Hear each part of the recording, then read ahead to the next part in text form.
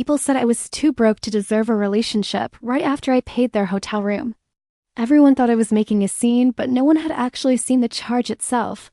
My name is Lily Hayes, a transfer student at a community college and a scholarship candidate. The version of me they believed in was quiet, careful, and someone who would never cause trouble. What they didn't know was I'd been funding a relationship that was never really mine. Friday at 7 p.m., I stood at the cheapest checkout counter, ready to swipe my card. My phone buzzed before I paid, and the notification showed a completed charge from a hotel. Luxury room for two, fully paid, and the account listed under the payment was mine. I didn't hesitate. I turned around immediately and walked out without buying anything at all. On the way there, I opened the receipt and scanned every detail with a level focus. There was only one line that mattered, and it read clearly as authorized payment access. 4 months earlier, Ethan told me his card had limits and asked to use mine briefly. He said it would only be for a week, just temporary until his own limit reset again. I agreed without hesitation, set it up, and he never mentioned it again afterward. I didn't check the account not because I forgot, but because he knew I wouldn't question it. At the hotel front desk, the receptionist looked at me like she was assessing a possible problem.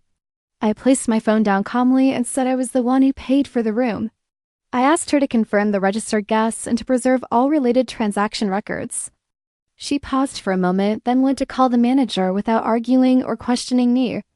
We went up together, 12th floor, room 1209, and she stopped outside the door. The door opened slowly, and Olivia stood there wearing a jacket that I instantly recognized. It was mine, something I bought with my own money last winter during a clearance sale. She also held my hair tied loosely in her hand, like it had always belonged to her. I walked inside without asking permission, and the room looked completely ordinary at first glance. 2 cups of coffee, fresh fruit, a laptop still open, everything arranged like a normal stay. The bathroom door opened, and Ethan stepped out, saw me, and completely froze in place. He tried to speak, but I didn't wait. I just looked at him and asked directly, "Explain why my account paid for this room right now without deflecting or changing the subject." The air went silent, and Olivia spoke first, her voice soft, almost fragile and rehearsed. She said she wasn't feeling well and Ethan was just there to keep her company. I cut her off immediately and repeated the question, asking her to explain the payment. She couldn't answer, and Ethan stepped closer, lowering his voice as if to contain everything.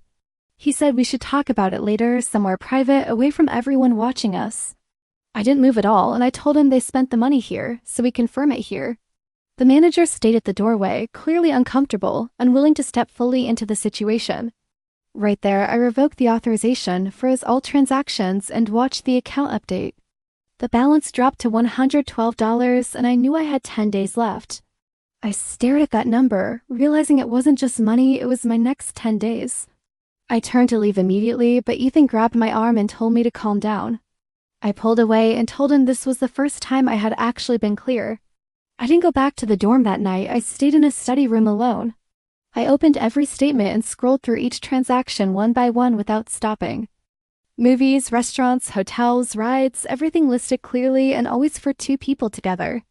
The pattern was continuous, precise, and there were no gaps that could suggest coincidence.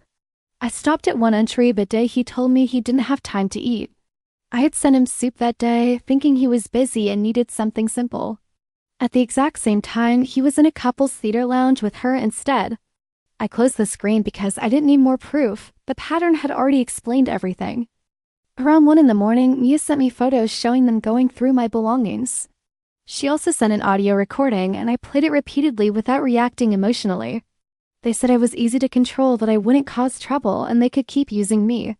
If the money ran out, they said they would just find another way to keep it going. I didn't feel anger when I heard it. I only felt confirmation of what I already saw. I wasn't his girlfriend at all. I was the budget line they depended on quietly. They weren't loving me. They were consuming me like a resource they expected to last forever. The next morning, Olivia sat on my bed with red eyes as if she'd been crying. She said they never crossed a line, and I placed the statements down in front of her. I asked her to explain the pattern, not the feelings, but the transactions and timing. She looked once at the list, and her expression changed in a way she couldn't hide. She said feelings weren't something she could control, trying to shift the conversation away. I nodded and told her spending was something she could control, and she stopped pretending. Her tone turned cold, and she said the amount wasn't even that significant to matter. I looked at her and said that to her it meant nothing, but to me it was survival. I started listing everything, what she used, what she took, and what they had consumed. Amounts, dates, timestamps, every detail recorded carefully, turning everything into structured documentation. She watched me and said I was being extreme, but I didn't respond emotionally at all. I told her this wasn't emotion, it was record, and I kept writing without hesitation. I took the file to the advising office, and they suggested handling it privately instead. They told me not to escalate things and reminded me I was still up for scholarship review. I asked them directly if someone used their income continuously, would they still stay silent? No one answered, and I filed a formal complaint and entered the official process. Then I went to legal aid, where Noah Reed reviewed everything without interruption or judgment. He asked me one question, whether I wanted to stop the damage or hold them accountable. I said both without hesitation, because anything less would mean allowing the pattern to continue. 3 days later, we stood in a hearing room with them on one side and me alone. People whispered that I was overreacting, that I should let it go, that it wasn't serious. Some laughed quietly, and some raised their phones to record what they expected to be drama. Noah projected the evidence, statements, timelines, and recordings, each aligned with exact timestamps.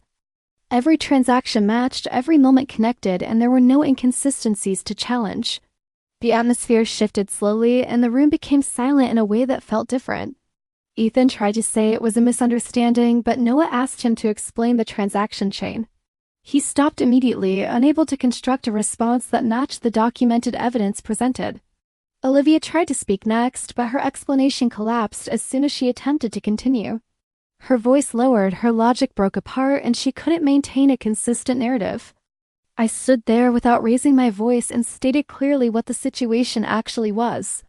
This was prolonged unauthorized financial use combined with deliberate concealment over an extended period. This was not a relationship issue. This was a matter of responsibility and accountability. The room went completely silent, and no one laughed or whispered anymore at that point.